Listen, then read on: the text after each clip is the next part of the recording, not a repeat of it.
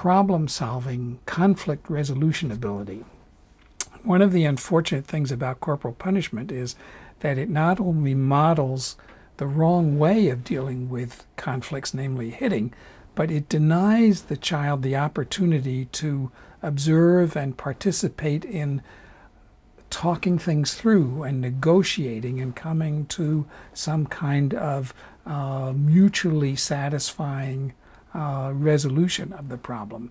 In other words, it denies the opportunity to maximize one's problem-solving skills. And the fewer the problem-solving skills a partner in a marriage has, the greater the likelihood that things are going to break out into physical violence to deal with the inevitable conflicts in marriage.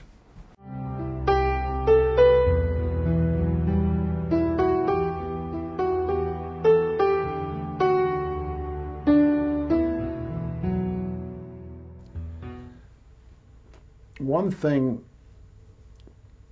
we are not guilty of in our training programs for families and for parents, and that is to criticize what they're doing now and leaving them with nothing to replace it. We do introduce some things that most families, parent-child relationships never use, and that is group problem solving.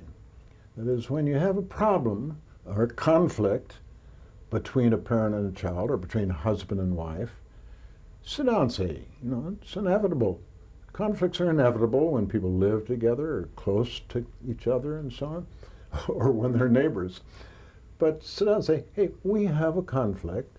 I don't want to win at the expense of you losing, but you know what? I don't want you to win at the expense of my losing.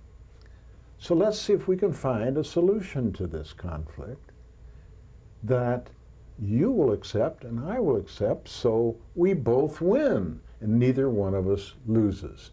Would you be willing to do this?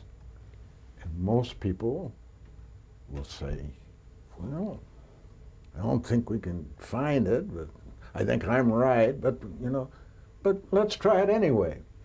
And so in our training programs, we give them some skills. We give them a 6-step method that they can use. All right, step number 1, you tell me what your needs are. And when I understand what your needs were, I'll tell you what my needs are, and I hope you'll understand too, so that we can see what needs you have and what needs I have.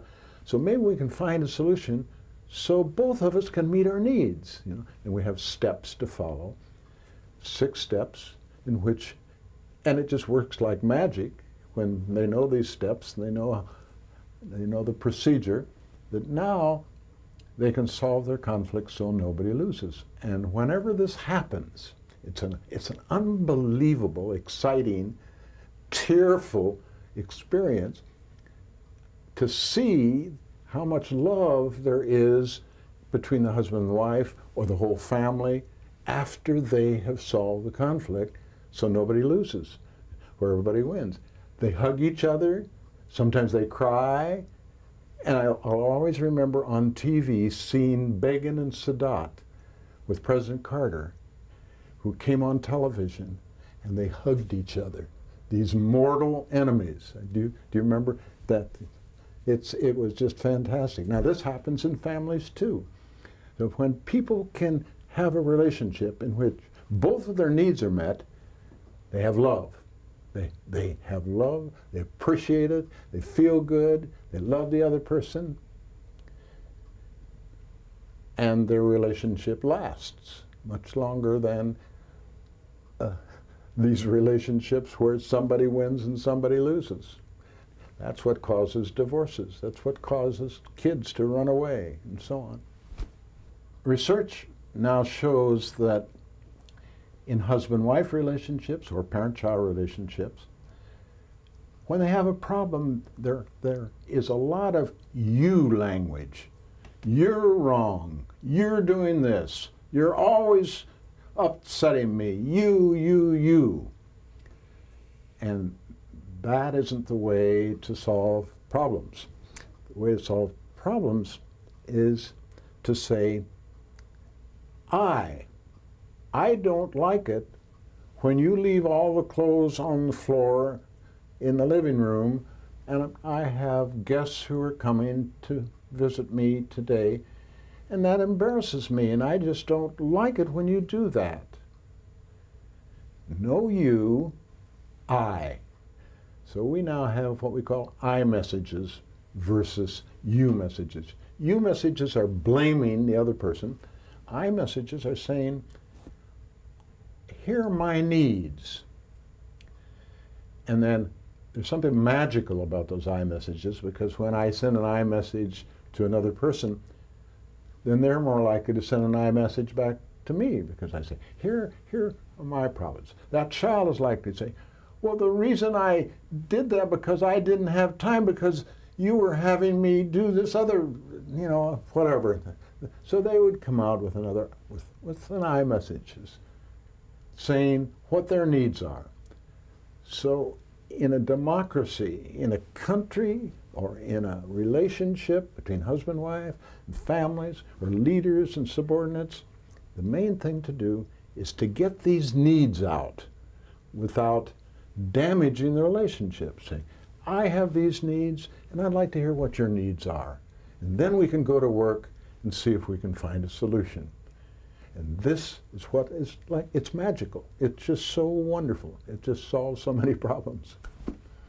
This is where I'm so critical of our schools. Our schools are really not teaching kids how to send iMessages. The schools are not teaching kids that, look, when you have conflicts with another kid, there's a way of resolving those so that you don't get in a fight and you don't use violence. Some schools now have programs to teach kids how to resolve conflicts. There's a lot of conflict resolution going on now in schools. One of the schools here in this area has adopted our program of teaching certain kids, selecting certain kids to be mediators. You've heard of that for schools, and it's beginning to get quite popular, although probably only 1% of schools in the country have such programs. But we're moving in the direction